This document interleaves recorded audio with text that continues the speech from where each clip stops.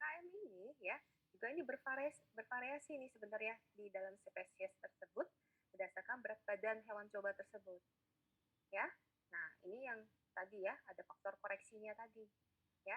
Nah, sebenarnya untuk tiap spesies itu ada tabelnya sendiri tuh ya, tabel KM-nya dia untuk diubah ke konversi ke manusia ya. Tabel KM-nya dia, jadi dia berat badannya berapa, terus untuk manusia berat badan berapa, nanti KM-nya berapa dan seterusnya ya. Nah, nah tadi kan Noel tadi kan banyak tuh ya yang syaratnya kan tadi minimal 3 spesies ya kalau kita mau uji klinik ya. Nah, itu kita pilih spesies mana yang sesuai ya. Berarti kan kalau ada 3 spesies ada 3 Noel nih yang bisa kita gunakan ya. Yang mana kita pilih ya tentunya tadi ya pertama ya tentunya yang paling dekat nih hasilnya dengan manusia ya kira-kira ya dari anatominya, dari fisiologinya yang nanti akan bisa menggambarkan gambaran yang paling dekat ya. Kemudian nanti kalau misalnya kita mengkonversi dari hewan coba ke manusia, ada yang harus kita sebut safety factor ya. Jadi ini faktor keamanan ya. Faktor keamanan ini berapa besarnya tergantung ya hasil temuan kita pada uji preklinik ya, uji dengan hewan cobanya ya. Kalau ternyata obat tersebut pada saat uji dengan hewan coba itu cukup aman, ya safety faktornya tentunya akan lebih kecil dibandingkan pada saat uji dengan hewan coba itu hasilnya bervariasi. Kemudian ketemu beberapa kasus ada toksisitas, kemudian ketemu ada beberapa kecacatan misalnya. Nah, itu tentunya safety faktornya berbeda ya. Kemudian habis itu dari situ kita belum memperhitungkan yang kita sebut PAD ya, pharmacologically active dose ya. Nah, dari sini nanti baru kita berangkat menentukan yang MSRD tadi ya, maksimum MRSD ya, maksimum recommended starting dose-nya untuk pada uji klinik berapa ya. Nah, ini sekilas saja ya untuk yang kalau misalnya kita melakukan ya dari uji non klinik ya, kita sudah ketemu dosisnya ya, kita mau mulai ke uji klinis ya. Ini yang biasanya dilakukan pada perusahaan-perusahaan yang perusahaan farmasi ya, yang mungkin yang melakukan uji obat baru ya, yang dari awal, yang mungkin ini tahap yang begitu dia mau masuk ke uji klinisnya ya. Oke, ya ini tadi yang saya sebut tabel konversi ya. Nah, tabel konversi ini ya ini nanti akan kalian pakai nih ya untuk baik untuk mengubah dosis dari hewan coba ke dosis ke manusia atau sebaliknya dari manusia ke hewan coba ya. Nah, di sini kita bisa lihat nih ya spesiesnya apa ya. Ini spesiesnya apakah dia human ya, apakah mouse ya. Mouse ini mencit ya, hamster ya, tikus ya, parrot, guinea pig dan seterusnya. Nah, ini kalau kalian lihat di sini ya, ini ada berat kilogramnya ya. Jadi ini rata-rata ya. Jadi kalau misalnya kita mau mengubah dosis ya, kita juga harus perkirakan kilogramnya ya. Jadi maksudnya kalau kita dapat satu dosis tertentu ya berarti itu dengan menggunakan tabel yang ini berarti dosis tersebut untuk kurang lebih berat badan hewan coba yang demikian ya. Misalnya kita dapat dosis A ya menggunakan faktor konversi dari human ke mencit ya. Nah, mencit di sini kan 0,02 ya. Berarti ini dosis yang tadi kita dapat nanti terutama bisa kita gunakan untuk mencit yang berat badannya 200 gram ini ya. Oke. Kemudian nah, di sini ya kalian bisa lihat ya, ini adalah faktor pengalinya nih ya. Kalau kita ya, kita biasanya ini pakai miligram per kilogram. Jadi biasanya yang kita lihat yang sebelah sini sama yang sebelah sini ya. Walaupun kalau misalnya kalian mau mengubah jadi miligram per meter persegi ya, juga bisa ya. Nah, ini kalau misalnya kita mau mengubah dosis dari animal dose dari dosis hewan coba ke dosis manusia ya. Kita kalikan dosis hewan coba dengan faktor ini ya. Misalnya dari dosis pencit ke dosis human ya, berarti kita kalikan ini ya 0,081 ya. Dari dosis tikus ke dosis human kita kalikan 0,162 ya. Nah, kalau yang ini yang kebalikannya nih, kalau kita yang tadi yang kita mau dose by factor tapi untuk memulai dosis pada hewan coba ya. Jadi dosis pada manusianya biasanya kita sudah tahu ya, tapi kita mau mulai nih pada hewan coba, misalnya kita mau tahu lebih lanjut benar nggak sih ada manfaatnya, atau misalnya kita mau tahu mekanisme kerja dari obatnya sebenarnya apa sih ya, mungkin kita perlu penelitian lebih lanjut pada hewan coba ya, kalau misalnya hal tersebut tidak mungkin kita lakukan pada manusia ya. Nah, dosis manusia sudah diketahui ya, misalnya kita menggunakan hewan coba mencit ya, berarti dosis manusia tersebut nanti akan dikalikan 12,3 ya. Kita menggunakan tikus, dosis manusia tersebut akan dikalikan 6,2 ya. Ya, jadi tergantung nih ya, jangan terbalik tabelnya ya. Kolomnya maksudnya jangan terbalik ya. Oke. Nah, ini tadi yang saya katakan ya, bahwa setiap hewan coba, yaitu kalau misal berat badan berbeda, sebenarnya akan memiliki variasi KM yang berbeda, ya. Dimana KM tersebut ini tadi yang faktor pengalinya tadi itu yang KM tadi, ya, yang kita kalikan 0,162 kali 6,2 itu KM, ya, tergantung berat badan, ya. Nah, ini biasanya sebenarnya ya ada tabel seperti ini ya untuk masing-masing hewan coba ya kalau kalian mau cari ya kalau mau lebih detail ya misalnya ini contohnya pada tikus ya kalau nggak salah ini saya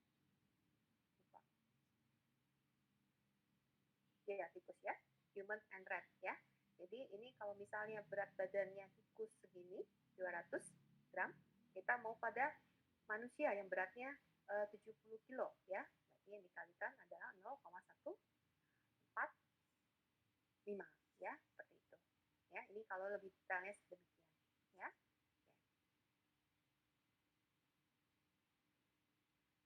Ya ini rumusnya ya tadi kan apa sih yang dikali-kali ini saya nggak tahu ya ya mungkin kalian bingung ya ini rumusnya ya jadi itu yang tadi kita sebut HED ya jadi human equivalent dose ya dalam miligram per kilogram ini sama dengan animal dose ya ini salah pengetikan ya dan miligram per kilogram juga dikalikan KM ratio yang tadi ya KM ratio tadi yang tabel yang kolom 2 tadi ya.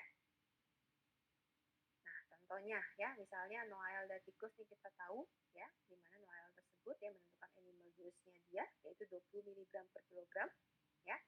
Kemudian kita mau tahu human equivalent dose-nya berapa ya. 20 mg per kilogram dikalikan 0,162 ya. Mungkin kalau lupa ya saya tunjukkan kembali ya. Tadi kan tikus ya, ini tikus ya.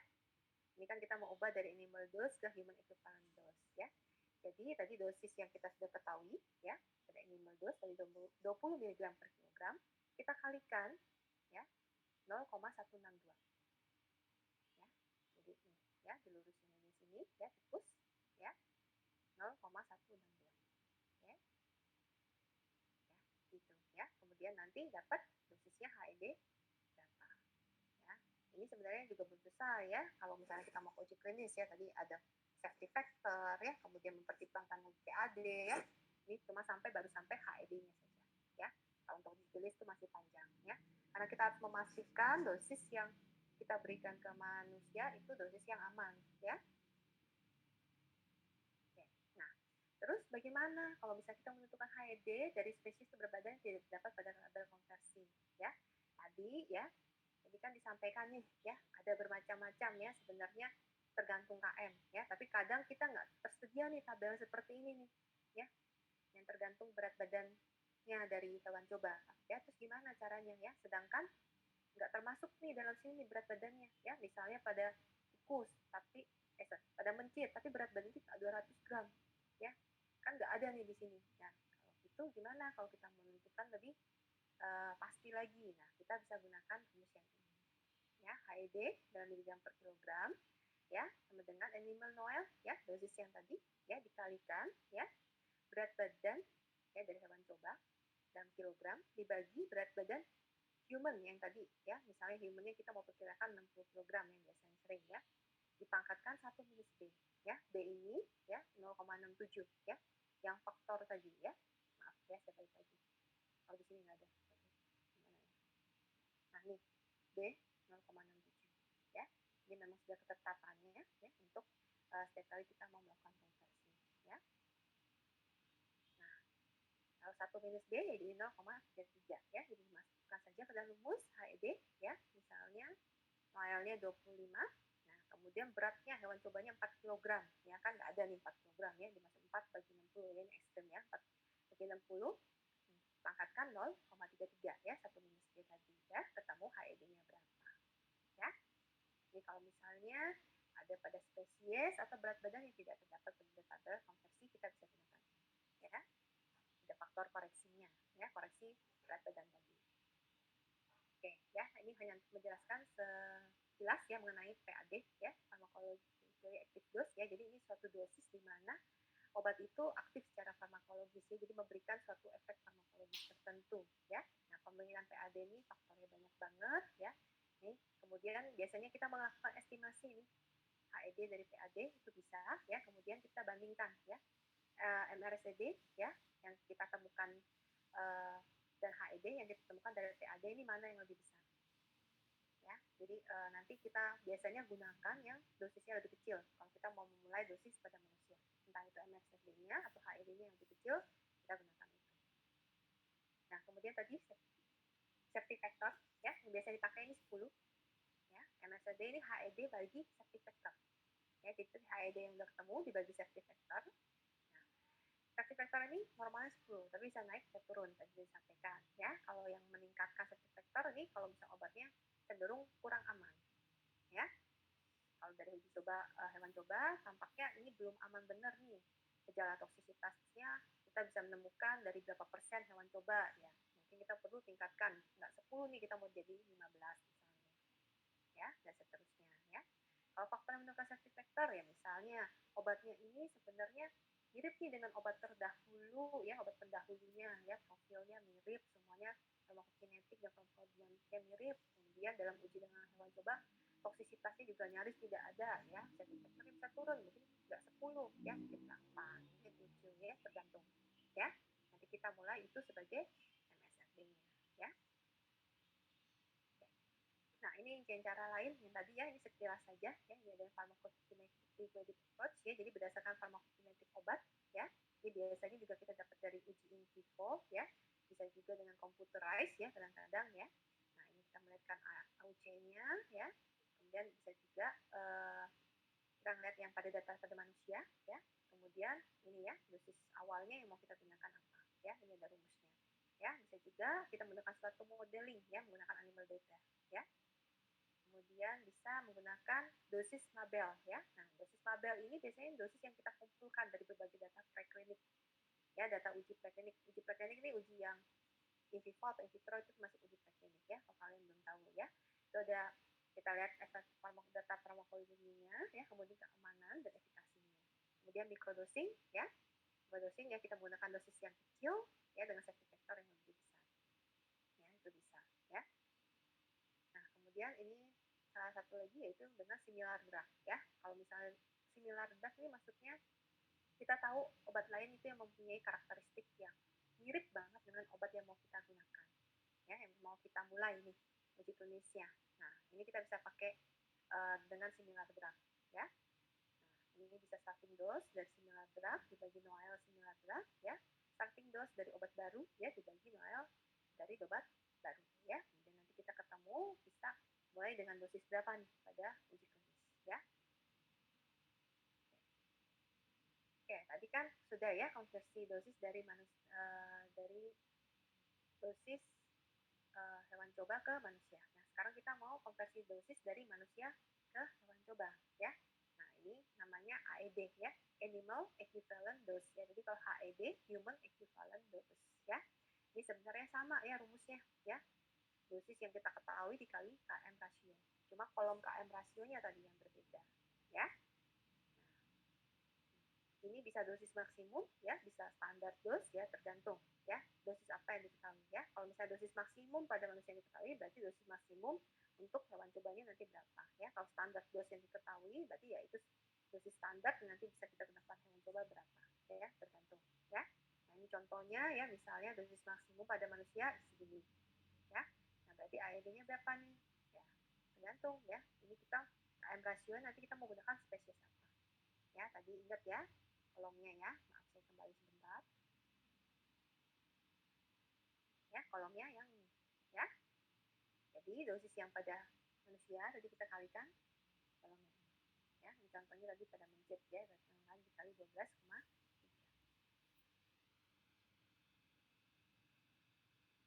Ya, betul, ya. Ini kalau misalnya kita mau menggunakan dose by factor. Nah,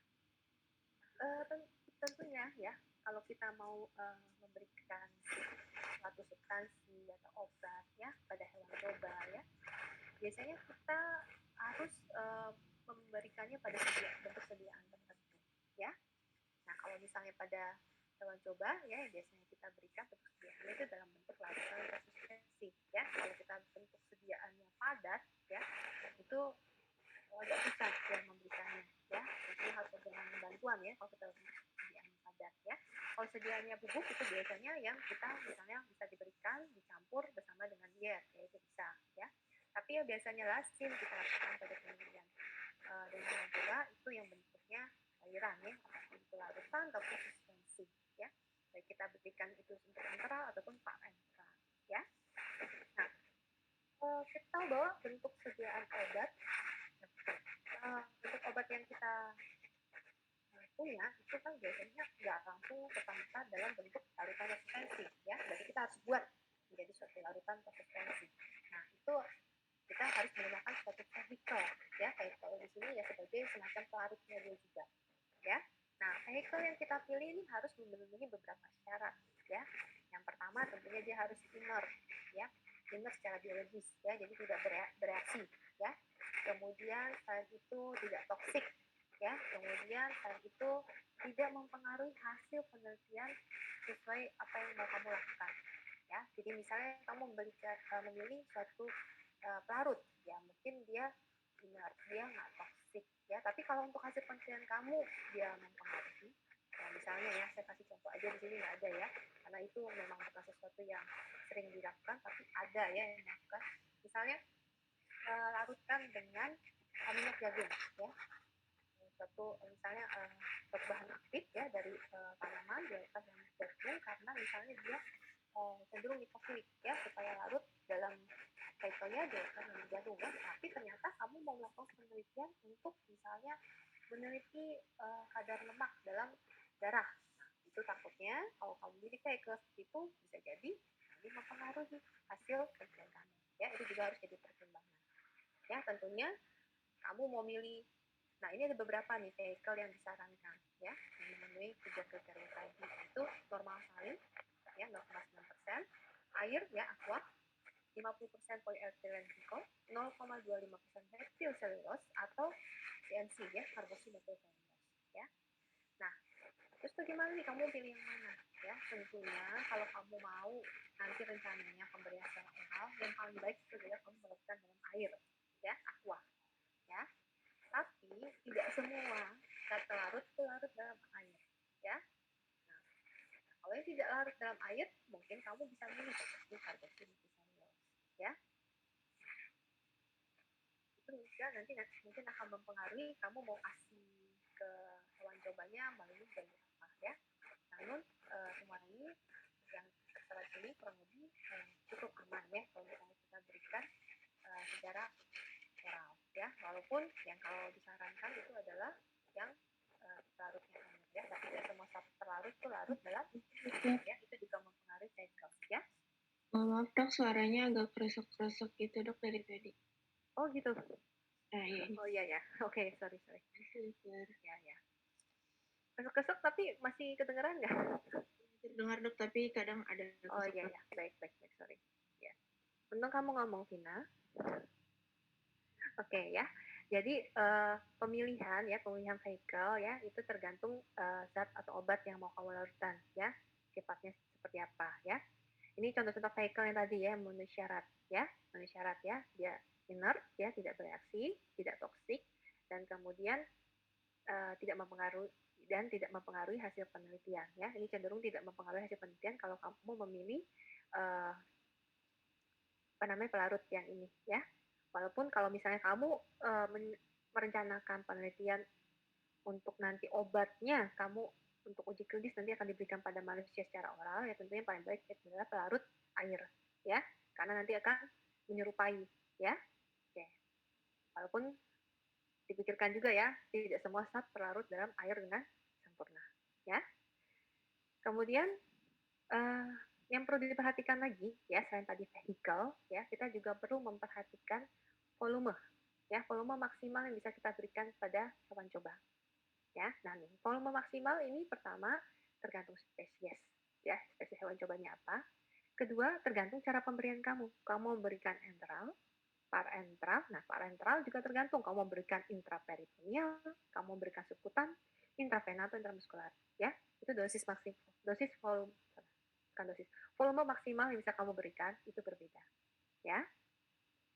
Nah, secara umum ya biasanya kita pakai patokan itu adalah 10 ml per kilo, ya, maksimalnya, ya, volumenya, ya, 10 ml per kilo. Kalau terutama ini untuk yang dalam hal oral ya, enteral ya. Nah, kadang bisa kita berikan sampai 20 ml per kilo. Ya, lebih di atas itu, ya, di atas itu bisa menimbulkan efek yang tidak nyaman pada hewan cobanya, ya. Hewan coba bisa distres, ya. Bahkan kalau misalnya dia terlalu penuh perutnya, ya, nanti dia bisa tidak mau makan, ya. Kemudian uh, bisa jadi sakit, ya, dan sebagainya, ya. Nah, secara umum, ya, obat yang sangat larut ini kita bisa menggunakan volume yang lebih kecil, ya, sangat larut dalam pelarutnya, ya, kita bisa menggunakan volume yang lebih kecil. Ya, misalnya tadi kan standarnya 10 ml per kilo, ya, kita bisa berikan 5 ml per kilo, ya, contohnya misalnya seperti itu. Nah, kalau obat yang sangat kental, ya, larutannya itu kental, ya, viskositasnya tinggi, nah, itu harus diencerkan, ya. Nah, dalam memberikan volume obat itu juga kita harus memperhatikan ya. Misalnya setelah kamu hitung volume obatnya adalah 0,01 ml. Ya, susah ya kasihnya ya 0,01 ml ya. Nah, itu mungkin kamu konsentrasinya harus diencerkan. Supaya misalnya kamu bisa kasih setidak-tidaknya minimal 0,1 ml. Ya, itu masih bisa uh, diberikan ya. Kalau 0,01 kan agak susah ya, kecil sekali ya. Itu perlu jadi pertimbangan. Nah, ini adalah tabel volume dosis maksimal ya, yang tadi yang saya bicarakan ya, bahwa berapa banyak sih volume maksimal yang bisa kamu kasih ya, itu tergantung dari tadi ya. Makanya kamu bisa lihat ya, di sini ada spesies beda, beda nih ya, yang bisa kamu berikan ya, cara pemberiannya apa juga beda ya. Ini volume yang bisa diberikan nih dalam mililiter per kilo ya. Ya, jadi kalau misalnya tikusnya 25 mg ya, berarti ini per mililiter per kilonya kan 10 mililiter per kilo. Ya, kalau dia 25 mg berarti seperempat maksimalnya ya dari 10 mililiter ini. Ya, seperti itu ya. Jadi ingat ya ini mililiter per kilo ya. Ini di sini berat badan dari hewan cobanya juga dilihat ya berat badannya berapa. Sorry seperempat, seperempat puluh ya. Ya 25 ya. Jadi maksimalnya adalah berapa ya. Ini juga pemberiannya dengan cara seperti apa ya. Kalau kita bisa lihat secara umum di sini ya, yang volume paling besar nih volume oral ya. Kemudian disusul dengan intraperitoneal ya, kemudian disusul dengan subcutaneous ya. Nah, intravenous bolus ini juga cukup ya, cukup besar ya, tergantung spesiesnya. Nah, ini sekarang ini kita lihat gimana sih cara kita mau menghitung volume larutan obat ya. Di contohnya ya, misalnya tikus berat 100 gram ya, volume dosis yang harus obat yang harus diberikan berapa ya. Ini kalau tadi yang berdasarkan volume standar 10 ml per kilogram, ya berarti ya beratnya tikus tadi 100 gram per 1000 gram, 1000 gram ini karena dia per 1 kilo, ya dikali 10 mili. Berarti maksimalnya adalah 1 ml.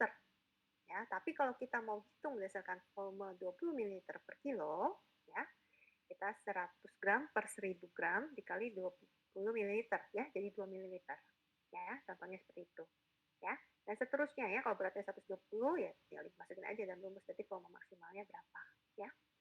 Nah, itu kalau volume ya, tentunya kita nggak hanya serta-merta volume ya, kita harus memasukkan dosisnya. Sorry, ini dulu ya, ini contohnya tadi ya, tergantung ya. Jadi berat gramnya berapa, ya volumenya berapa ya. Semakin meningkat ya tentunya volume maksimalnya semakin meningkat ya. Ini ya 10 ml per kilo ini appropriate ya, jadi ini yang dianjurkan. 20 ml per kilo itu yang maksimal.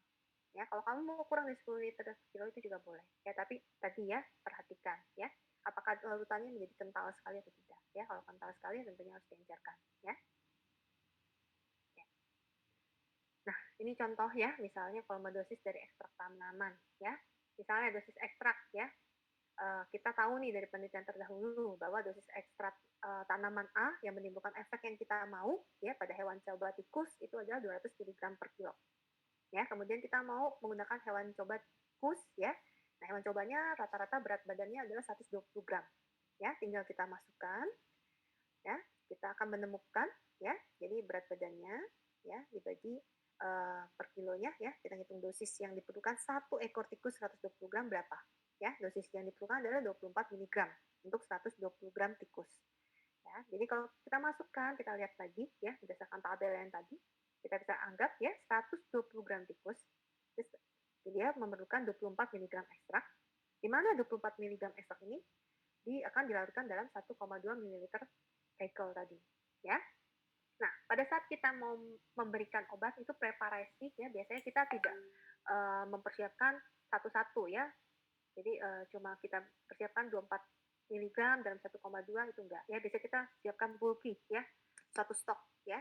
Nah, itu tergantung stoknya mau berapa banyak, ya. Misalnya kita mau menggunakan 40 hewan coba, ya. Berarti kita harus mempersiapkan 40 dosis, ya kan? 40 dosis dari yang tadi kita hitung, ya. Dengan asumsi semua berat badan tikusnya adalah 120 gram, ya. Kalaupun tidak, berarti tidak lebih dari itu, ya. Kita 40 dosis, ya. Dikalikan aja yang diperlukan miligram berapa, 40 kali miligram, ya, 24 miligram, ya. Berarti sama dengan 40 kali 1,2 mililiter, ya. Berarti kita harus mempersiapkan preparasi, ya, 960 miligram ekstrak tadi yang dilarutkan dalam 48 mililiter, ya, di mana dosisnya ini akan setara dengan 20 mg per mililiter. Jadi dalam 1 mililiter yang tadi kita sediakan ada 20 mg ekstrak, ya, seperti itu, ya. Nanti berapa yang kita berikan ya tentunya tergantung berat badan tadi, ya. Jadi kalau misalnya hitung dia perlu 1,2 ya dikasih 1,2. Hitung dia perlu 1,3 dikasih 1,3 dan seterusnya, ya. Nah, itu tadi kalau yang ekstrak tanaman. Jadi contoh yang lain kalau misalnya dia adalah suatu reference drug, ya. Jadi ada obat yang sudah ada bentuk sediaan tabletnya, ya. Satu tablet itu kita sudah tahu, ya, berapa miligram satu tablet, ya. Ini contohnya, misalnya sediaan obat X 70 miligram per tablet, ya. Kemudian dosis standar kita ketemu, ya. Bisa untuk efek tertentu, misalnya efek antioksidan nih contohnya, ya, 20 miligram per kilogram, ya. Dengan berat badan hewan coba 130 gram, ya. Tadi sama ya langkahnya, pertama kita tentukan dulu dosisnya kita perlu berapa, ya. Jadi kita masukkan berat badan hewan coba dibagi 1000 gram dikali standar dose yang ada. Ya, standar dosnya adalah 20 mg per kilo. Ya, berarti kita butuh 3,25 mg ya untuk 130 gram hewan coba tadi. Ya. Nah, volume dosisnya yang kita mau berikan berapa? Ya, kita hitung lagi ya tadi dengan persamaan tadi ya 130 gram tikus itu berarti dibutuhkan 3,25 mg obat di mana 3,25 mg obat ini akan kita larutkan dalam 1,3 ml ya. Nah, jadi kalau misalnya kita mau buat larutan ya dari obat X ini, di mana obat X ini dosisnya adalah 70 mg, ya, sediaannya adalah 70 mg, gimana ya? Tadi tinggal dikalikan aja ya, dimasukkan dalam persamaan. 1,35 ini dibagi dosisnya ya dikali 70 mg. Ya, berarti kita perlu 28 ml. Ya, ini kebetulan ini ceritanya contohnya pelarutan dengan nomor salin ya. 28 ml. Jadi 70 mg dibagi 70 mg ya ini akan dilarutkan dalam 28 ml. Ya, di mana dengan demikian berarti dosis dia ya dosis yang sediaan larutan kita sediakan adalah 2,5 mg per mililiter. Ya. Nanti berarti ini 2,5 mg mililiter, nanti kalau kita mau kasih 3,2 mg berarti yang kita beri adalah 1,3 mililiter ya dan seterusnya. Ya. Tadi itu contohnya kalau kita memberikan secara oral, ya, di mana maksimalnya adalah 10 ml per kilo, ya. Nah, kalau misalnya kita memberikan secara parenteral, ya tentunya besarnya beda, ya, yang mau kita berikan, ya. Tadi ada dosis maksimal kalau misalnya intraperitoneal pada tikus maupun mentit adalah 7,5 ml per kilo, ya. Namun yang dianjurkan, ya, itu pada tikus, ya, mentit juga biasanya, ya, itu biasanya kita berikan 2 ml per kilo sampai 5 ml per kilo untuk dosis intraperitoneal, ya. Nah, ini sama ya, kita hitung dulu standar dosisnya berapa, ya. Di contohnya dosis standarnya adalah 150 mg yang kita ketahui, ya. Kemudian berat badannya segini, ya, berarti dosis untuk berat badan 200 gram adalah 30 mg. Ya, ini volume maksimal, misalnya, bukan volume maksimal, volume yang dianjurkan adalah segini, ya. Kita misalnya mau ambil 2 ml, ya, tinggal dimasukkan saja, ya. Berarti untuk tikus 200 gram itu maksimalnya yang kita berikan 0,4 ml. Ya, berarti tadi obat yang tadi 30 mg kita lakukan dalam 0,4 ml. Ya. Ceritanya kita mau memberikan obat ini pada 10 tikus ya, berarti tinggal 0,4 bagi 30 dikali 300 mg. Kenapa 300 mg? Ya karena satu tikusnya 30 mg ya, dikali 10 ya, jadi 4 ml. Ya, jadi nanti konsentrasi obatnya adalah 300 mg per 4 ml atau 75 mg per ml. Ya. Oke, ya. Ini kalau misalnya tadi ya kita mau hitung step by step ya. Kalau misalnya kita sudah tahu nih konsentrasi yang kita mau berapa. Ya. Dosis standarnya sudah tahu ya, kita bisa langsung masukkan ke dalam rumus ini ya. Jadi dosisnya misalnya 60 mg per kilo ya. Kita mau bentuk konsentrasi 10 mg per mili ya, tinggal masukin aja ya. Jadi dosis volumenya dalam mili per kilo adalah 6 mili per kilogram. Ya. Nah, kemudian tadi kalau misalnya tadi kan yang dalam bentuk kita larutkan sendiri ya, kita bentuk kayak kertas sendiri ya. Kalau misalnya obat-obat suntik ya yang memang bentuknya sudah cair ya, misalnya bentuk ampul ya. Nah, ini lebih mudah lagi sebenarnya ya. Kita tinggal melihat ya konsentrasi obat tersebut berapa. Ya, apakah yang kita perlu berikan kepada hewan coba itu masih dalam range konsentrasi obat yang ada di dalam ampul tersebut ya. Ini contohnya ya. Misalnya konsentrasi obat ampul tersebut 80 mg per 2 mili. Ya, berarti per milinya adalah 40 mg. Nah, dosis standarnya 80 mg per kilo. Ya, kita mau berikan tingkat peritoneal dengan pada tikus berat badan 1000 gram. 100 gram ya. Sorry ya, ini lebih nolnya ya. Nah, jadi kita tinggal masukkan ya, dosis diperlukan 8 mg ya. Tinggal dimasukkan saja ya. Karena 40 mg per mili, ya berarti 1 ml per 40 mg kali 8 mg. Ya, berarti kita bisa berikan pada tikus tersebut adalah 0,2 ml. Nah, kalau misalnya pada kasus-kasus di mana ya, tadi yang pada hewan coba lebih kecil, ya kalau pada tikus 0,25 ml ya. Kalau kita mau berikan pada mencit nih, kemungkinan akan jauh lebih kecil, akan jauh lebih kecil. Bisa 0,00 enggak, 0,0 berapa mililiter ya, itu pada mencit bisa sekitar segitu ya. Itu kan susah pemberiannya ya. Padahal pada kondisi yang demikian ya, itu kita anjurkan untuk melakukan dilusi ya, jadi diencerin ya supaya kadar miligram obat dalam mililiternya itu menjadi lebih kecil ya, sehingga volume yang kita berikan bisa cukup memadai ya, jadi cukup besar untuk bisa diberikan ya. Jadi kalau volume terlalu besar juga tidak boleh karena ada volume maksimal. Kalau volume yang kita berikan terlalu kecil itu susah memberikannya ya. Jadi kayak yang tadi saya bilang 0,01 susah berinya ya dibandingkan 0,1 ya. Nah, jadi bisa kita dilusikan ya. Ini contoh dilusinya ya, misalnya kalau kita mau dilusi 2 kali ya. Ini contoh obatnya di gentar mesin ya. 40 mg ya. Kita mau dilusi 2 kali, jadi dibagi 1 ml gentar mesin, 1 ml normal salin. Ya, jadi ditambahkan sampai mencapai 2 ml volumenya ya. Jadi nanti dosisnya kadarnya adalah 20 mg per mililiter. Ya, jadi 1 ml dari sediaan ampul tersebut ditambahkan sampai volumenya menjadi 2 ml ya. Jadi nanti dosisnya menjadi 20 mg per mili lagi, tidak jadi 40 mg per mili ya, sehingga besaran volume yang kita bisa berikan pada hewan coba yang lebih kecil itu akan lebih besar ya. Nah, ini volume pemberian obat parental ya. Kalau misalnya kita sudah tahu konsentrasi yang mau kita berikan berapa, tinggal kita masukkan ke dalam rumus ya. Nah, kalau misalnya ya kita mau memberikan obat melalui diet ya, misalnya obat-obatan padat ya, kita perlu tahu nih kita mau kasih obatnya berapa banyak ya. Kemudian dietnya yang diperlukan itu berapa kilogram ya. Lalu tinggal kita masukin ke dalam rumus ya. Nanti kita tahu ya besarnya obat yang kita perlu campurkan ke dalam diet tersebut berapa ya. Jadi biasanya kita berikan kalau misalnya bentuk yang ini padat ya, padat kita biasanya hancurin dulu ya, kita campurin dalam dietnya. Oke. Ya, ini tambah referensi jumlah makanan dan minuman yang berdasarkan spesies ya, dapat jumlah maksimalnya ya. Ini juga perlu diperhatikan ya, ada faktor konversi ya. Ya, nanti berarti dibutuhkan berapa banyak ya dosisnya. Ya, ini kalian perlu sekedar tahu ya, bahwa dosis maksimum ya, ini kita perlu perhatikan ya, dosis maksimum yang bisa diabsorpsi oleh hewan coba ya. Tapi ini untuk menghitung ini kalian perlu mengetahui banyak hal ya.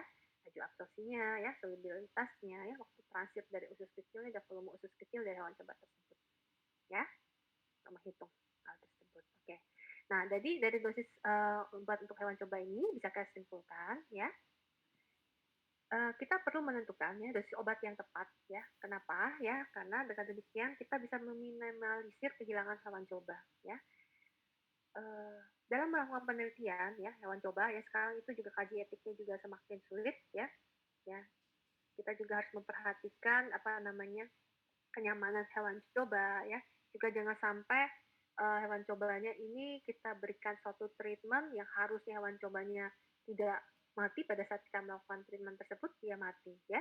Nah ini dosis obat yang tepat ini juga perlu ya. Kalau misalnya kita nggak menghitung atau tidak memilih dosis obat yang tepat, nanti bisa jadi dosis obat yang kita berikan ke hewan coba tersebut tuh termasuk dosis yang misalnya toksik, ya, hewan cobanya jadi sakit, atau dosis yang letal, hewan cobanya mati, ya, kita tidak harapkan demikian, ya.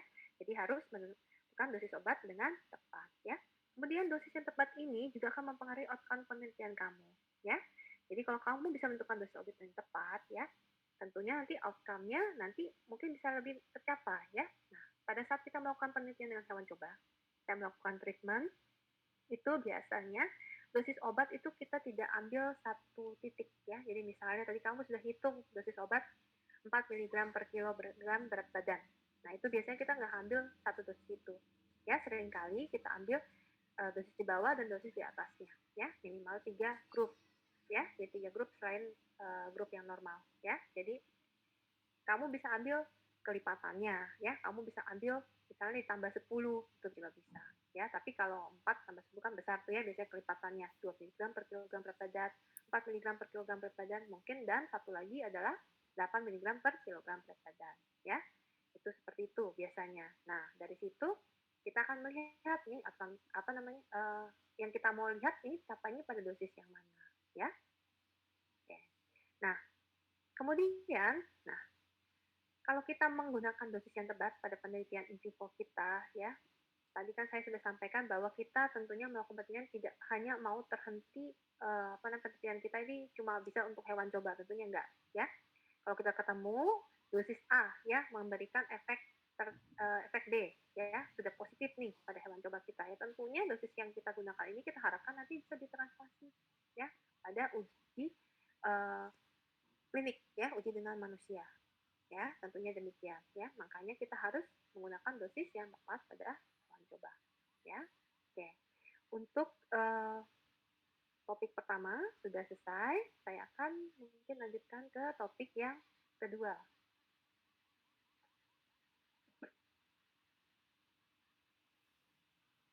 Stop share dulu.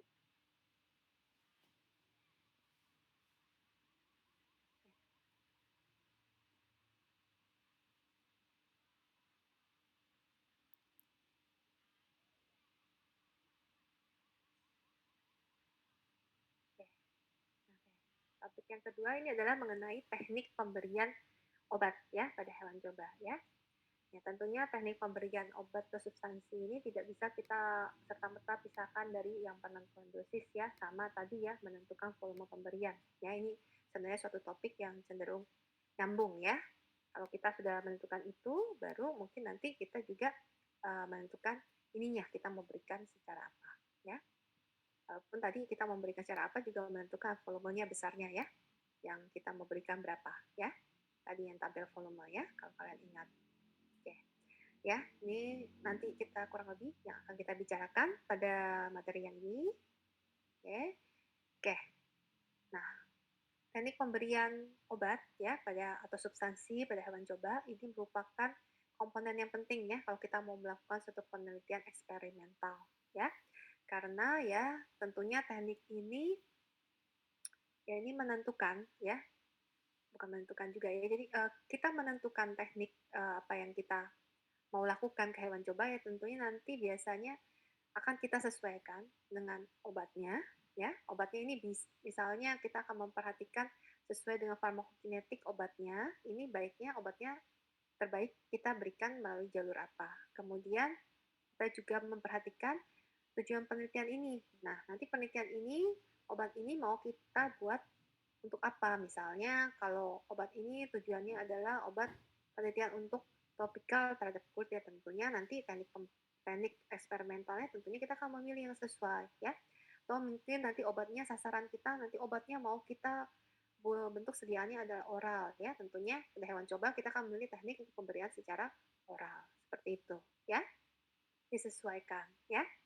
Dan teknik pemilihan administrasi yang sesuai ini tentunya nanti akan mempengaruhi outcome ya. Jadi kalau misalnya kamu sudah menyesuaikan substansinya harus diberikan apa ya, kemudian tekniknya sesuai, tentunya nanti outcome yang bisa kamu capai dari penelitian kamu akan lebih optimal ya. Nah, ini juga kamu harus memperhatikan bahwa kita dalam melakukan penelitian itu kan kita tidak menggunakan satu satu hewan coba aja ya. Pasti penelitian itu tadi ya, tadi ada saya udah bilang ya, kalau misalnya pada dosis maksudnya hewan coba yang kita mau berikan obat itu minimal biasanya kita gunakan 3 dosis. Nah, 3 dosis itu udah pasti 3 kelompok ya, satu kelompok mungkin minimal 5 ya, 5 atau 6 hewan coba. Ya belum lagi tambah kelompok yang normal ya. Nah, itu berarti kalau seperti itu kan berarti kita tidak hanya melakukan tindakan terhadap satu hewan coba ya. Jadi kita itu juga harus memperhatikan ya berapa banyak ya hewan coba yang kita berikan, kemudian teknik yang kita berikan ini efisien juga tidak untuk hewan coba tersebut ya. Kemudian ya tadi ya sudah disampaikan ya bahwa kita penting ya mengetahui farmakologi ya dari substansi yang mau kita berikan ya. Kalau misalnya substansinya tersebut misalnya sangat larut lemak ya, misalnya kita lebih bagus memberikannya lewat jalur apa, misalnya seperti itu ya. Nah, untuk memberikan suatu mendelivery suatu obat ya kepada hewan coba ya, kita tentunya beda ya kalau misalnya kita minum obat sendiri ya, hewan cobanya kita bisa suruh ya, ayo kamu minum obat sendiri, kan itu nggak bisa ya. Tentunya kita harus melakukan suatu teknik tertentu ya yang kita sebut handling dan restraint ya. Jadi bagaimana cara kita menghandle hewan coba tersebut dan juga mungkin melakukan restraint ya pada saat kita mau memberikan obat ya. Kenapa ya kita perlu melakukan restraint ya? Karena untuk memastikan ya obat tersebut yang kita masukkan sesuai yang dengan yang kita mau masukin ya. Jadi maksudnya kita mau masukkan 1 ml obat ya. Tentunya kita mau 1 ml itu benar-benar masuk semua ya, itu yang pertama. Terus yang kedua adalah untuk menghindarkan cedera pada hewan coba ya. Dengan teknik yang benar kita menghindarkan cedera pada hewan coba ataupun yang bisa sampai menyebabkan kematian pada hewan coba ya. Kemudian yang ketiga, menghindari cedera pada yang memberikan ya. Jadi kalau kita melakukan handling yang benar, restraint-nya benar ya, mudah-mudahan ya tidak akan digigit misalnya oleh hewan coba tersebut pada saat kamu memberikan obat ya. Nah, tekniknya ini bervariasi ya, tergantung kamu memberikan jalur apa ya. Nanti kalian bisa lihat gambar-gambarnya, nanti juga ada video di belakang ya. Kemudian restraint ini ya bisa kita lakukan dengan manual. Ya manual artinya ini kita menggunakan tangan kita sendiri atau kita menggunakan suatu alat ya dengan bantuan alat ya. Nah, ini contoh manual restraint ya. Karena ini kita penelitian dengan hewan coba memang yang paling sering digunakan adalah hewan coba rodent ya, mencit dan tikus ya biasanya paling sering digunakan ya. Ini sini ada gambar ya manual restraint, jadi restraint secara manual ya dengan menggunakan hewan coba mencit ya. Nah, jadi ini hewan cobanya, ini kalau manual restraint ini kita bisa menggunakan satu tangan atau dua tangan ya. Kalau pada mencit satu tangan atau dua tangan ya. Kalau pada tikus biasanya kita dua tangan ya, karena tikus itu cenderung lebih besar ya. Nah, ini dengan dua tangan ya. Jadi mencitnya kita taruh ya di atas tutup kandang ya. Tutup kandang itu kan biasa bolong-bolong tuh ya. Kalau mencitnya kita taruh di atas tutup kandang, dia akan cenderung menggrip tutup kandang tersebut ya. Jadi posisinya cenderung fix di sini ya. Ini akan mempermudah kita untuk mengangkat mencitnya ya. Diperhatikan ada tangan dominan dan non dominan ya. Tangan dominannya ini pegang ujung buntut ya. Non dominannya nanti siap-siap nih untuk jepit tengkuknya si mencit ya. Nah, habis sudah dijepit ya di tengkuknya sini ya, nanti bisa dibalik ya. Dibalik ya.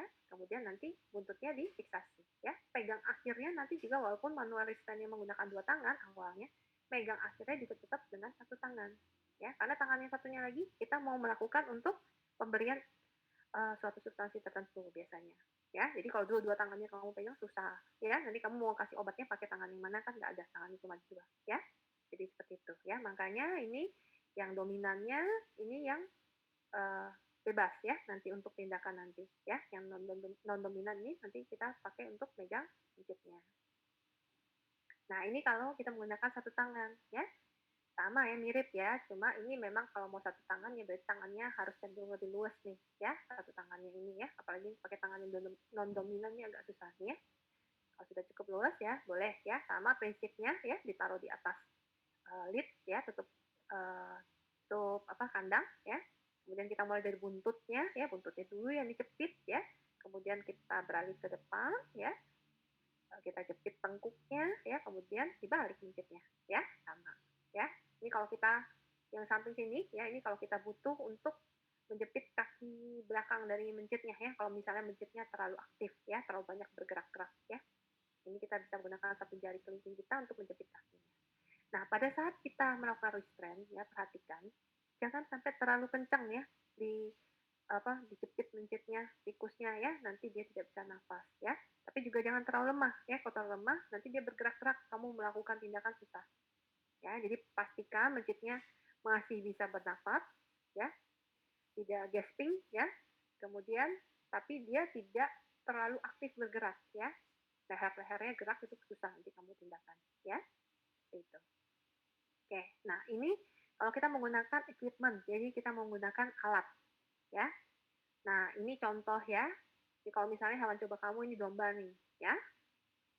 Domba ya, ya, domba ya. Ini gunakan alat ya. Jadi ini ada semacam kain, ya. Ini ada bar di sini, ya. Jadi ditahan di sini ya, hewan cobanya ini, jadi nggak bergerak nih, ya. Kalau kita menggunakan ini handuk ya, handuk yang kita buat sendiri ya, hewan cobanya dibekep ya, dibekep tapi pastikan bisa nafas, dan bagian yang mau kita lakukan tindakan itu terbuka ya. Kemudian ini juga ini alat restrain khusus ya, jadi semacam mirip kayak baju gitu ya, jadi dimasukkan ke dalam sini hewan cobanya ya. Atau mungkin nanti kalau kalian penelitian dengan hewan coba, karena kita mayoritas penelitian hewan coba itu menggunakan roden ya, mencoba tikus, nanti mungkin kalian akan ketemu ini nih ya, restrain tube ya, jadi semacam tuba ya, dari plastik yang kaku ya, dimana kita bisa masukkan mencit atau tikus ke sini ya. Biasanya sih tikus ya, karena kalau mencit ini biasanya dia butuh yang lebih kecil ya, mencit ini ukuran lebih kecil ya. Nah ini bisa kita gunakan ya kalau misalnya yang mau kita lakukan tindakan adalah pada buntutnya ya. Jadi kalau misalnya kamu mau kasih makanan ya, masuk dari mulut ya, atau obat dari mulut ya, tentunya kamu nggak bisa ya gunakan restrain ini ya, mulutnya di sini ya, nggak bisa dimasukin ya. Ini kalau misalnya kamu tindakan di buntutnya, ambil darah ya, atau misalnya masukin obat intravena ya melalui ekor. Nah, ini kita bisa gunakan restrain ini ya. Nah, saat kalian melakukan restrain dengan hewan coba ya, ini biasanya kan kita restrain, kita untuk kasih tindakan tuh biasanya ya. Biasanya ini kita latihan dulu nih, kalau kalian penelitian latihan dulu, pastikan mencitnya atau tikusnya ataupun hewan coba lain terbiasa ya dengan tangan kalian, dengan cara restrain kalian ya. Kemudian lakukan semulus mungkin supaya mencitnya atau tikusnya atau hewan coba yang lain ya tidak stres ya. Karena kalau dia stres tuh seringkali itu mempengaruhi hasil penelitian kamu ya, tergantung nih misalnya kamu periksa kadar gula darahnya, ya itu bisa mempengaruhi ya, atau misalnya kadar-kadar apa yang lain lah dalam darah ya, itu hati-hati juga ya. Oke. Nah, ada kasus-kasus di mana ya kalau kita melakukan restrain itu kita memerlukan sedasi ya, ataupun sampai anestesia umum ya. Nah, kalau pada kasus-kasus demikian, kalau kita butuhkan hal demikian ya, kita perlu memilih anestesi ya yang tidak mempengaruhi hasil penelitian kita ya. Jadi tergantung penelitian kita mau menilai apa, terus kita pilih anestesinya. Jangan sampai anestesi yang kita pilih itu mempengaruhi hasil penelitian yang mau kita lakukan ya, karena memang beberapa anestesi ini akan mempengaruhi ya beberapa fisiologi, parameter fisiologi ya, tekanan darah, saturasi O2 ya, aliran darah cerebri dan sebagainya ya. Nah, ini yang biasanya kita gunakan itu adalah ketamin, propofol, isofluran, halutan. Ya, isofluran halutan ini biasa dalam kombinasi. Kemudian, nah anestesi ya yang kita berikan ini bisa dua metode. Kita bisa berikan secara inhalasi ya, misalnya pada menggunakan chamber seperti ini ya. Jadi hewan cobanya masukin chamber, kemudian zat anestesinya kita masukin ya ke dalam sini, semprotin ya. Atau kita menggunakan sungkup seperti ini pada hewan coba ya, atau kita anestesinya injeksi ya, jadi disuntik ya, intravena ya. Jadi agak mirip sama yang kalau pada manusia kan anestesi yang sering inhalasi atau intravena ya, kalau kalian sudah lewat modul yang ada bedanya ya. Oke. Nah, ini beberapa rute ya, rute yang bisa kita lakukan dalam pemberian obat ya, dari enteral, enteral ya, sampai yang lewat kulit dan sebagainya. Ya, kita akan lihat satu persatu ya. Nah, untuk pemberian rute obat atau substansi melalui enteral, ya ini artinya kita masukkan melalui mulut ya. Tentunya yang paling baik adalah kalau misalnya hewan cobanya mau makan atau minum sendiri obatnya ya, tapi itu tentunya perlu dilatih hewan cobanya, itu yang pertama ya. Kemudian kalau kita masukkan dengan diet itu juga bisa ya, tapi kalau kita masukkan dengan diet ya hati-hati, kadang-kadang hewan coba itu juga kita berikan dengan diet ya belum tentu dietnya tersebut dihabiskan oleh dia ya. Jadi harus kita perhatikan apakah dosis yang kita masukkan dalam diet tersebut dipastikan semuanya masuk atau tidak ya, untuk nanti memastikan dosisnya sesuai tidak dengan yang kita harapkan ya. Nah, kemudian cara yang untuk lebih memastikan oh pasti nih obat yang mau kita kasih secara oral ini masuk ke hewan coba itu adalah kita menggunakan lavage ya. Bisa kita menggunakan lavage dengan sonde yang manual atau kita pasang oro atau nasogas tube ya. Jadi dipasang tube ya, jadi udah pasti masuk ya. Nah, sesuai dengan dosis yang kita mau ya. Oke. Nah, jumlah ya ataupun ukuran dari obat yang kita berikan ya, solusio ya, jadi larutan, volume larutan ya. Kemudian kalau kita gunakan sonde ataupun kita gunakan nasogastric tube ya, kita harus lihat ya ukuran dari tube-nya sesuai atau tidak ya, panjangnya sesuai atau tidak ya. Kemudian, nah untuk enteral administration ini ya, kalau kita berikan melalui sonde ini atau pada saat kita melakukan pemasangan nasogastric tube ya, ini kita perlu restrain pastinya ya, kecuali kalau misalnya hewan cobanya bisa kita latih ya untuk makan atau minum sendiri dari tempat makan atau tempat minumnya dia ya. Oke. Kemudian keuntungan pemberian secara oral ini adalah dia ekonomis ya, mudah ya, cenderung aman ya. Nah, cuma kalau kita berikan secara oral, ya ingat bahwa kalau seperti obat ya, kalau kita berikan secara oral ya tentunya onsetnya cenderung lebih lama ya dibandingkan kalau kita berikan secara intravena ataupun intramuskular ya. Kemudian absorpsinya bisa kurang ya, karena dia terus mengalami proses metabolisme ya. Kemudian yang perlu diperhatikan juga ya, kita hanya bisa berikan ini pada hewan yang sadar ya. Jadi jangan sekali-sekali hewannya dalam kondisi sedasi ya, bagi general anestesia kamu kasih obat ataupun substansi melalui secara oral ya, bisa terjadi aspirasi ya. Kemudian ini juga memerlukan suatu technical, maksudnya kemampuan teknis dari laboran ya ataupun penelitinya yang cukup baik ya. Jadi kemampuannya ini cukup moderate ya. Jadi bukan kemampuan yang biasa saja, tapi dia sudah cukup terlatih ya. Makanya tadi saya bilang kalian sebelum mulai kalau penelitian nih harus latihan dulu ya, handling dan restrain hewan cobanya ya. Nah, ini gambarnya ya. Jadi ini contohnya nih, kalau misalnya hewan cobanya ini yang sudah kita latih nih ya, secara dia suka rela nih minum sendiri dari jarum, bukan jarum ini, jadi siringenya ya, tapi tanpa ada jarum ya. Hewan cobanya bisa langsung minum sendiri nih ya. Kemudian ini yang dipasang dengan nasogastric tube ya. Jadi tinggal dimasukkan ke dalam tube-nya ya.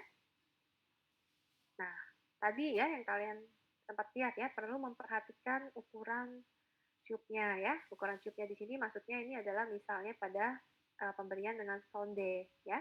Nah, ini kita bagaimana sih kita memperkirakan panjang dari jarumnya ini? Nah, ini sonde ini jarum yang ujungnya ditumpulkan ya.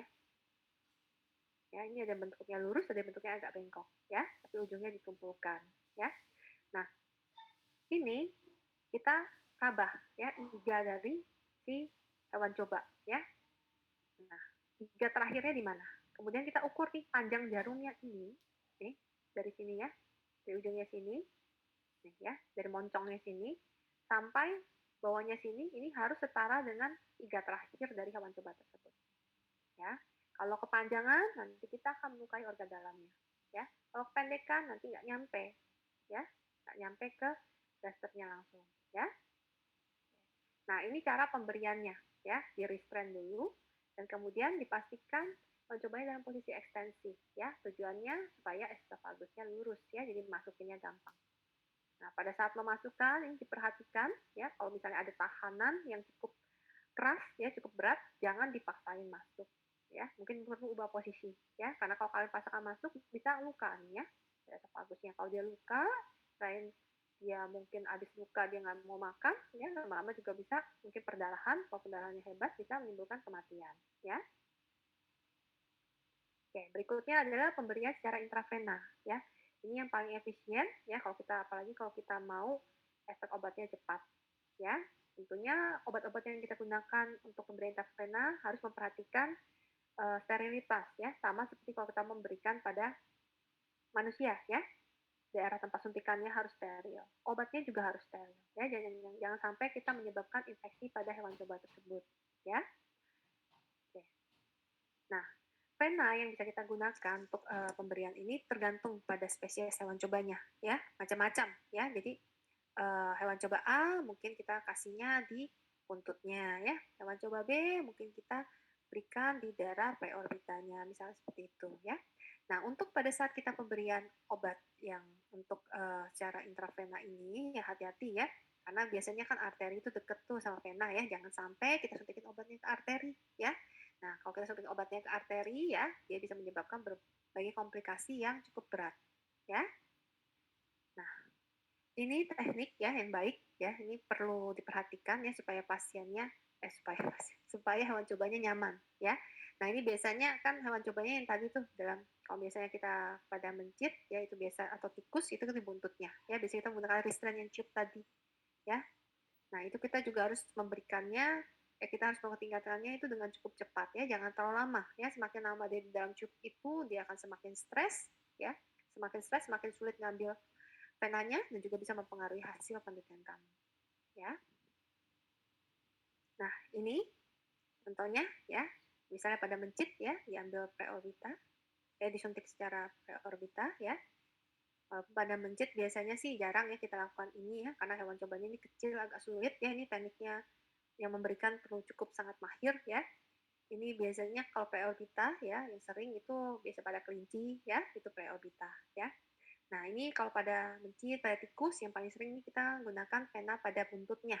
Ya, ini perhatikan, ini ada vena, ya, di samping luar, ya, ini arteri di tengah, ya. Jadi jangan kena arterinya, tapi kita ambil yang di luar, ya.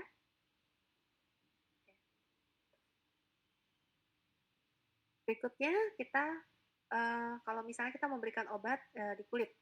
Nah, kalau kita memberikan obat di kulit, ya, kulitnya harus dipersiapkan, ya. Dipersiapkan berarti bulunya dicukur, ya, kulitnya dibersihkan dulu, ya. Nah, kenapa kok bulunya harus dicukur ya? Kalau bulunya nggak dicukur, nanti obatnya tidak langsung bersentuhan dengan kulit ya. Administrasi dosis obatnya yang masuk tidak sesuai nanti ya. Nah, ini kita bisa berikan epikutaneus. Ya, epikutaneus ini biasanya tujuannya kalau kita mau berikan untuk topikal.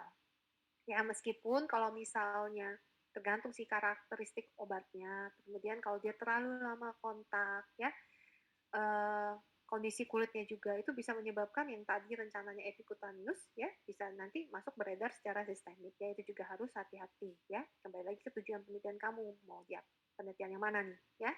Kemudian kalau kita memang tujuannya aplikasinya di kulit tapi efeknya ke sistemik ya, ini yang transdermal atau percutaneous ya. Nah, ini biasanya tujuannya kalau kita mau kadar obat itu cenderung stabil ya di dalam darah dan beberapa waktu ya. Kita sudah tahu ya ada beberapa obat ya memang sediaannya ada sediaan transdermalnya ya, misalnya seperti hormon ya, hormon kontrasepsi ya, atau misalnya obat-obat mual ya yang perlu untuk jangka panjang, yaitu bisa kita gunakan transdermal ya.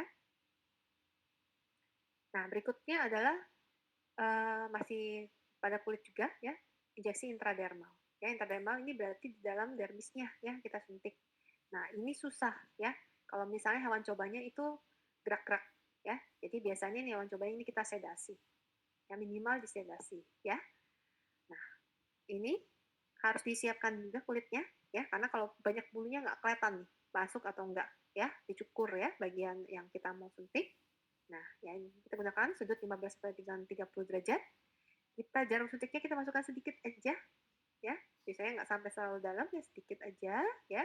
Kemudian kita suntikan ya, dia akan muncul gelembung ya, gelembung yang cukup kencang ya, itu blood formation ya, tempat injeksi tadi. Itu artinya sudah berhasil masuk nih ya injeksi intradermalnya. Ya, ini sama nih kalau misalnya kamu yang pada manusia ya, misalnya tes tuberkulin ya, skin test ya, ada tes untuk antibiotik ya seperti ini ya caranya. Cuma ini pada hewan coba. Nah, kemudian berikutnya ada juga yang subcutaneous. Nah, subcutaneous ini kalau misalnya kita perlu masukin volume obat yang lebih besar. Ya, tapi tentunya perhatikan jenis hewan cobanya apa ya. Hewan cobanya semakin besar, apa namanya, daerah yang bisa disuntikkan volume yang besar itu juga semakin banyak ya. Nah, subcutaneous ini biasanya kalau kita pemberian subcutaneous ya ini juga perlu diperhatikan ya. Biasanya kan perlu diberikan berapa kali ya, itu biasanya kita perlu alternate tempat suntikan ya. Nah, ini sudutnya 30-40 derajat ya. Ini biasanya nanti kalau sudah masuk dia cembung ya, ada pencembungan di bawah kulit ya, sama seperti kalian melakukan suntikan kalau suntikan anestesi infiltrasi ya, kelihatan cembungnya di situ ya. Kemudian kalau kita mau melakukan suntikan intravena, nah ini sebenarnya jarang nih kita lakukan, kecuali pada hewan coba yang besar, ya. Dan biasanya sekarang hewan coba yang besar itu jarang ya kita gunakan untuk uji hewan coba ya. Biasanya kalau misalnya kalian ini di lapangan ya palingan hewan coba yang kecil ya, rodent ya. Jadi ini biasanya tindakan jarang kita lakukan, tapi kira-kiranya kalian perlu tahu ya. Nah, ini kecepatan absorpsinya ya, ini sama dengan kalau kalian memberikan secara intravena ya, kurang lebih sama ya.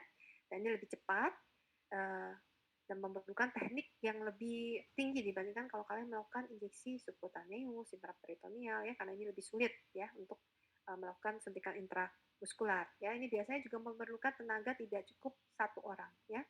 Biasanya perlukan 2 orang ya, satu megangin ini, ya satu restrain ya. Oke. Nah, hindarkan injeksi pada bagian posterior ya. Kenapa bagian posterior itu ada sciatic nerve ya. Jadi kita khawatir kalau kita injeksi bagian posterior akan melukai nerve tersebut ya. Nah, kemudian ini juga berikutnya adalah intraperitoneal administration. Nah, ini termasuk cara pemberian obat yang cukup sering pada rodent ya, selain enteral. Ya, jadi yang sering kita lakukan itu adalah enteral dan intraperitoneal. Nah, intraperitoneal ini walaupun dia parenteral,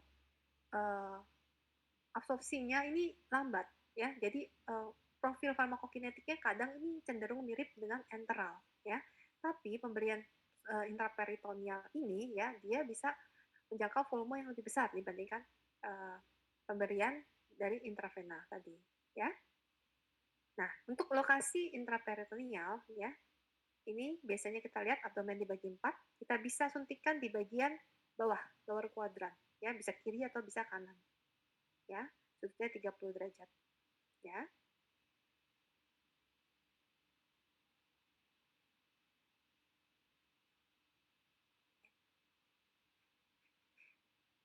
Kemudian ini yang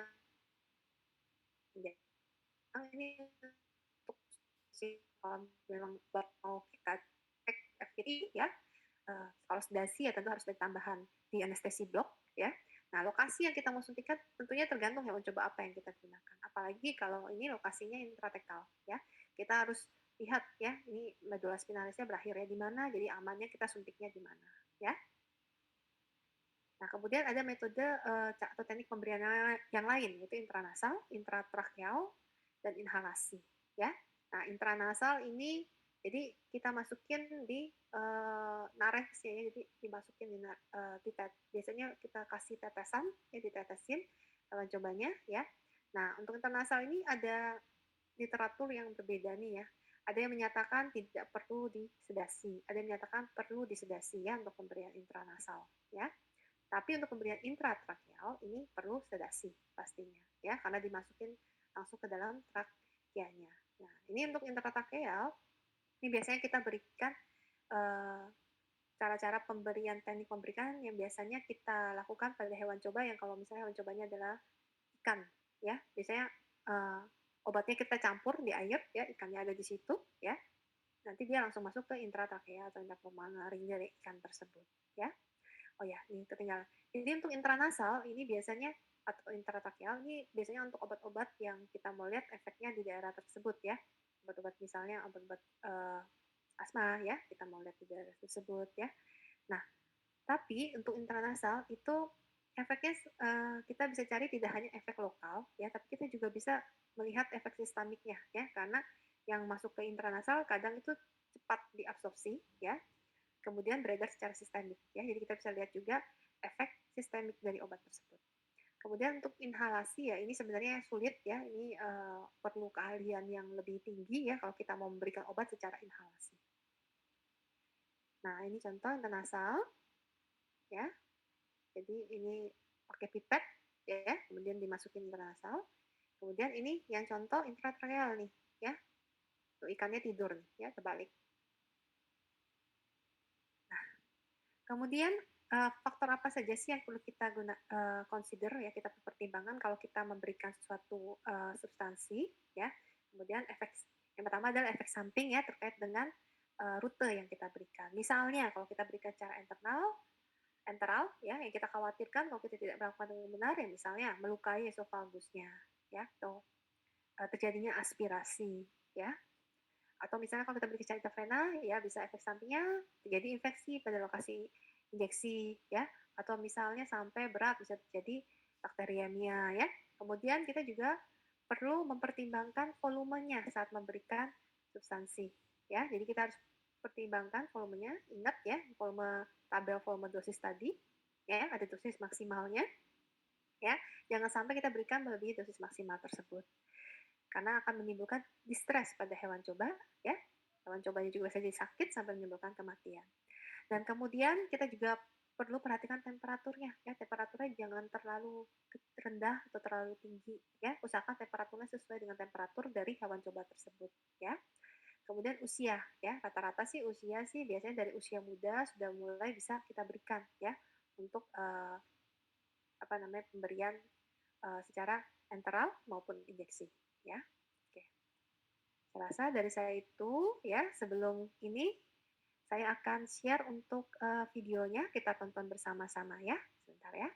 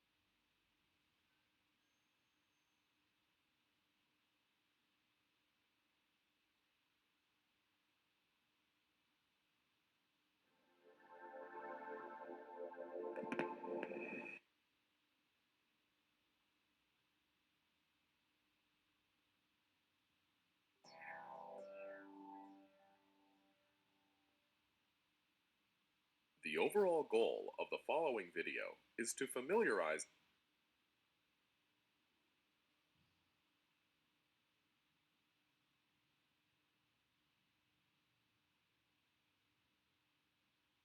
Sebentar.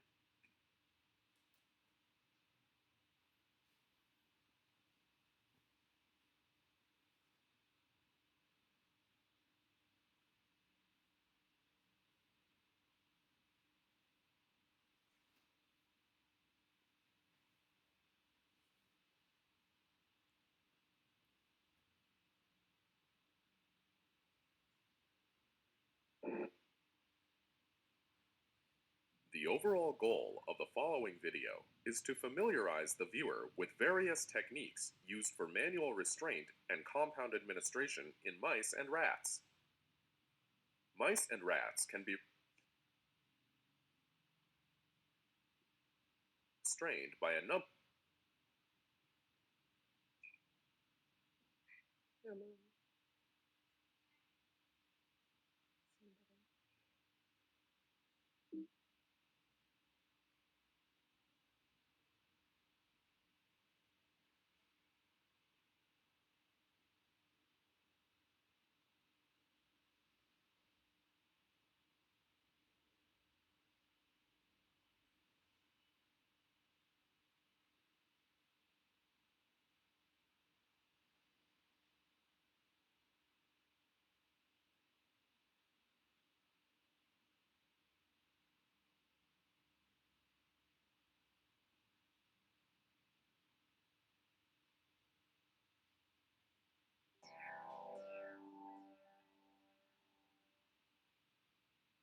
The overall goal of the following video is to familiarize the viewer with various techniques used for manual restraint and compound administration in mice and rats.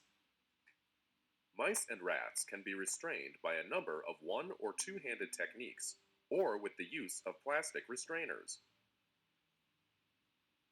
Techniques for compound administration, such as intraperitoneal, subcutaneous, intravascular, and intradermal injection methods, are demonstrated in this video, as well as oral gavage and intranasal administration. Learning how to handle animals confidently, gently, and safely is an important part of in vivo research. Animals should always be handled in a manner that's safe for both the animal and the researcher. Generally, people new to these methods may struggle, as it takes time to become comfortable working with rodents. Rodents may also intimidate or frighten people that are new to working with them. Visual demonstration of dose administration and restraint techniques is key to both successful administration of the compound, as well as to prevent distress or injury to the animal and the restrainer.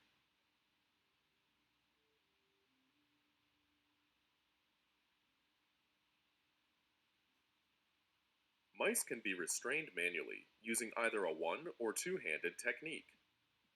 The first step of either method is to gently lift the mouse by the base of the tail onto the cage lid, wire bar cage top, or a similar rough surface. For the one-handed technique, tuck the base of the tail between the third and fourth finger while gently pulling back on the tail. This will cause the mouse to grasp the surface and pull forward. Next, firmly grasp the mouse by the scruff with the same hand that is holding the tail.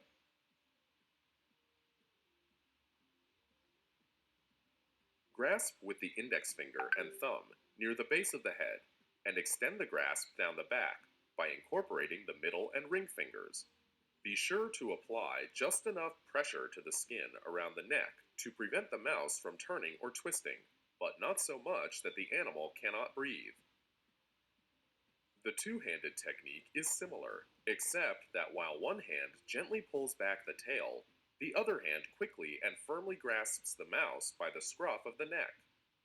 With the tail in one hand and the scruff in the other, lift the mouse and tuck the base of the tail between the palm and the third or fourth finger of the hand holding the scruff.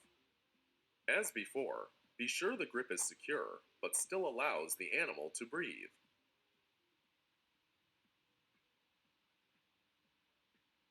Rat scruffing is generally performed two-handed. First, remove the rat from its cage and place it onto a rough surface. Next, grasp the rat by the tail with the non-dominant hand and pull gently backwards. Hold the tail firmly in one hand and approach the scruff of the rat from the rear with the other. Apply gentle pressure to the back of the rat while moving up to the shoulder blades, and finally grasping the scruff between the fingers and the palm of the hand. Rats may vocalize when restrained in this fashion.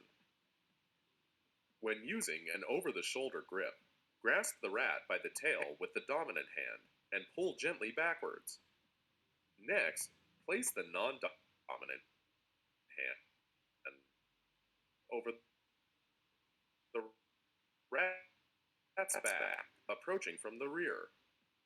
Grasp the rat around the thorax with the ring finger, pinky, and thumb. The rat's head should be between the index and middle fingers. Another method of restraint is the under-the-shoulders grip. Grasp the tail with the dominant hand as seen before, and place the non-dominant hand over the rat's back, approaching from the rear. Next, grasp the rat around the thorax, right under the shoulder blades.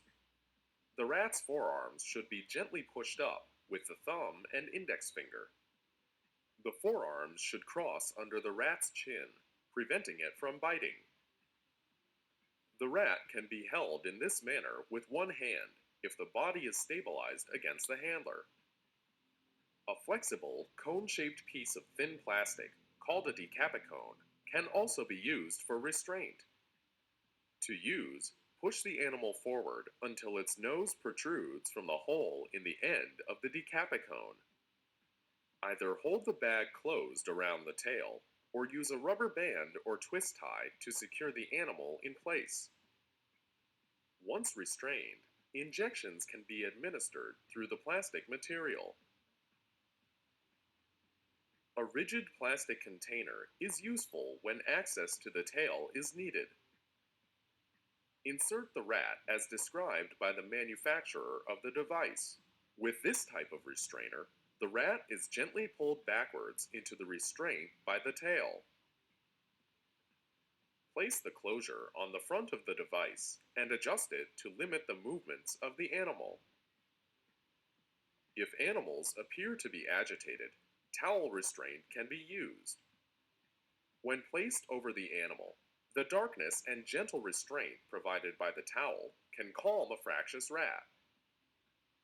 Move the towel so that the part of the body for injection is exposed.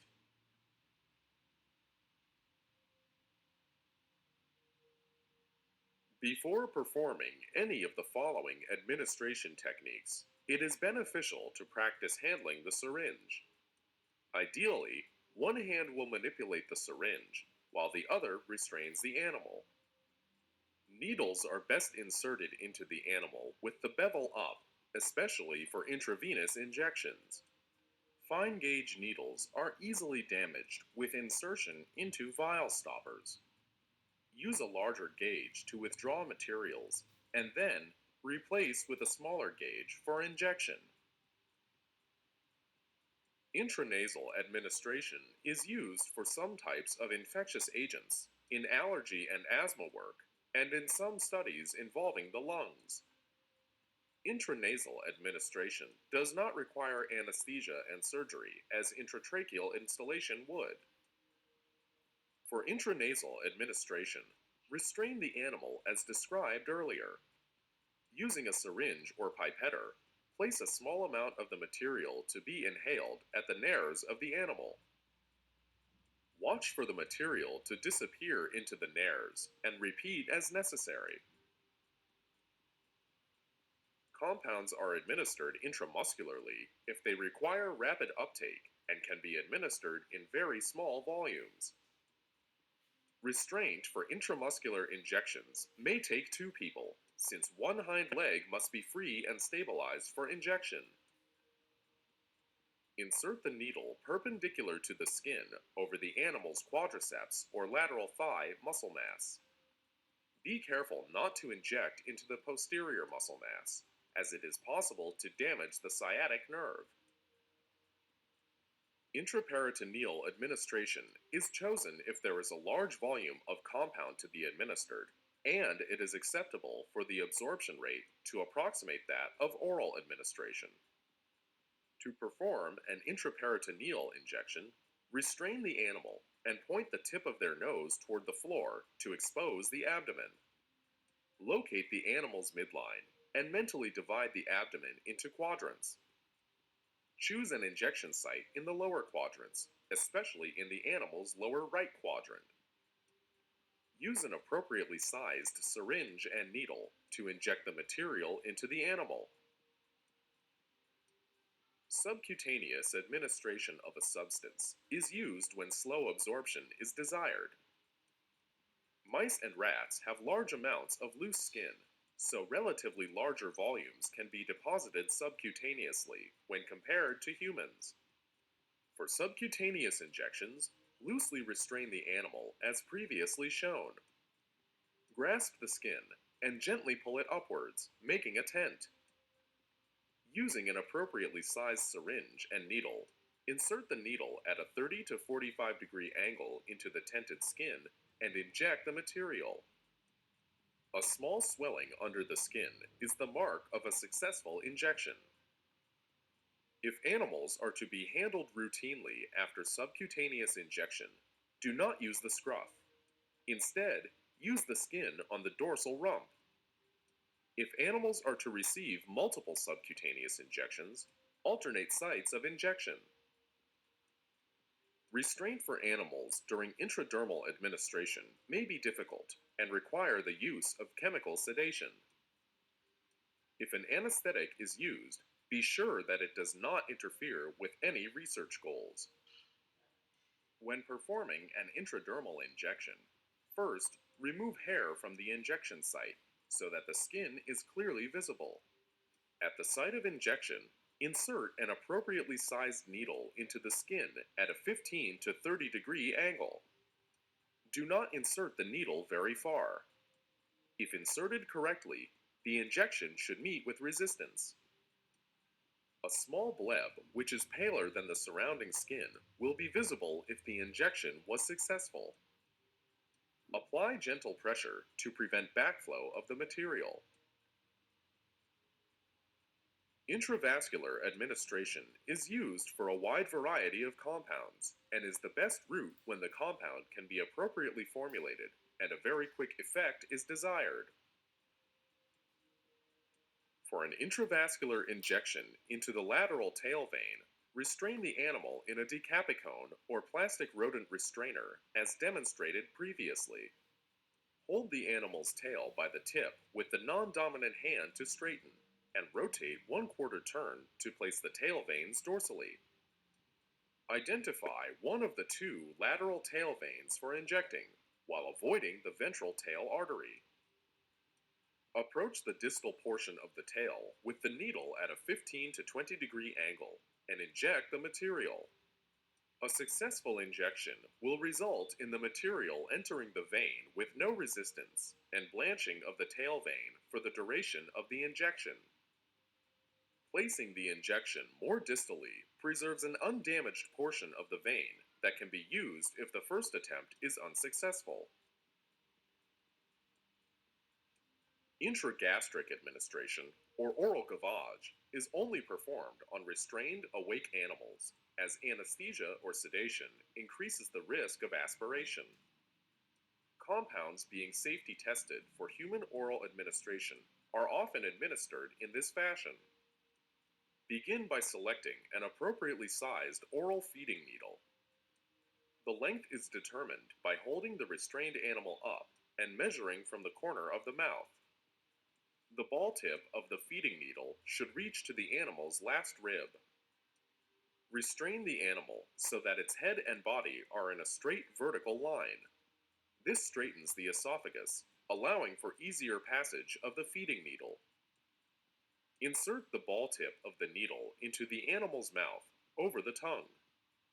Once the needle is in place, bring the needle and syringe up, pressing gently against the palate so the animal's nose is toward the ceiling. The needle may need to be redirected slightly as it passes the back of the throat. Any tension on the needle indicates the need to adjust position. Continue to pass the needle until the predetermined distance is reached. The needle should pass easily, and the animal should not gasp or choke. Administer the substance. If there is resistance, or the animal gasps, chokes, or turns blue, immediately stop and remove the needle.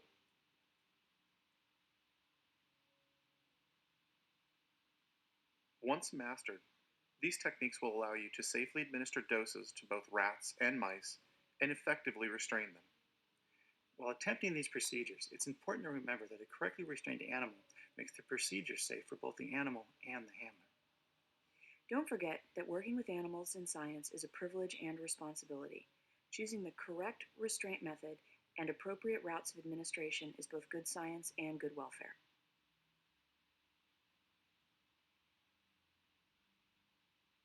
Oke, baik. Ya, sudah ya, sudah selesai semua rangkaian yang bisa saya berikan pada hari ini. Oke, ada yang mau mungkin ditanyakan atau mau informasi? Izin bertanya dok.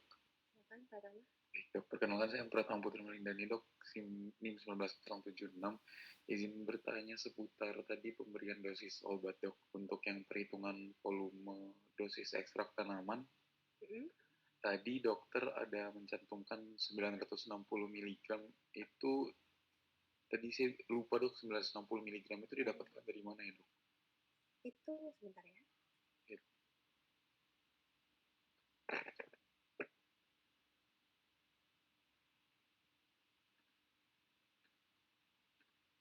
Ini ya? Ya betul dok. Ya, Sebentar. sama 8 ml-nya juga didapatkan dari mana ya? Dari ini. Coba 40 kali 24. Ini kan misalnya kamu menyediakan 40 dosis nih. Kan kita sediakan dalam bentuk bulky kan? Maksudnya nggak cuma buat satu dosis, nanti kan kita sediakan dalam jumlah banyak. Jadi kita buat yang banyak tersebut, nanti kita akan berikan pada setiap hewan coba. Nah, misalnya kamu hewan cobanya ada berapa ya? Tinggal kamu kalikan, kira-kira kamu butuh berapa banyak. Jadi misalnya ini 40 ya. Jadi yang tadi ini kan dosis per hewan cobanya, kalau berat badannya 120 kan 24 nih. Ini kan dengan asumsi semua hewan coba kamu itu beratnya kurang lebih 120 gram. Ya, jadi kalau misalnya 40 hewan coba, kurang lebih 120 gram, sama, ya tinggal 24 kali 40 tadi, ya, untuk besar protein ekstraknya, ya. Kemudian kalau untuk mililiternya ya disesuaikan, berarti 40 kali 1,2 mililiter. Jadi dapatnya 960 mg diroskan dalam 48 ml Pekto. Baik dok, terima kasih dokter. Jadi pokoknya setiap kali kamu menyediakan obat yang nanti untuk penelitian selalu siapkan biasanya dalam bulky, jadi dalam dosis tertentu. Biasanya kita preparasi itu untuk 1 hari tuh, ya. Jadi kan hewan coba itu banyak tuh ya kelompok yang kamu mau berikan, ya. Jadi nanti dihitung dulu, ya. Misalnya konsentrasinya berbeda, berarti untuk satu kelompok kamu misalnya satu kelompok cuma 5, ya berarti kamu siapkan untuk 5 atau 6 lah buat jaga-jaga ya, 5 sampai 6 dosis. Kemudian satu kelompok lagi 5 sampai 6 ya juga diberikan segitu ya, dengan dosis yang berbeda disiapkan setiap hari fresh seperti itu. Terima kasih dokter. Sama-sama. Ada lagi yang mau dikonfirmasi deh?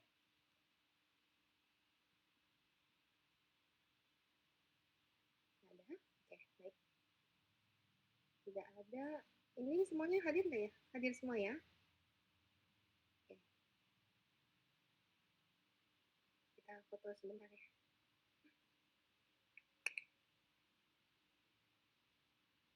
Yang mau tersenyum boleh. 1, 2, 3.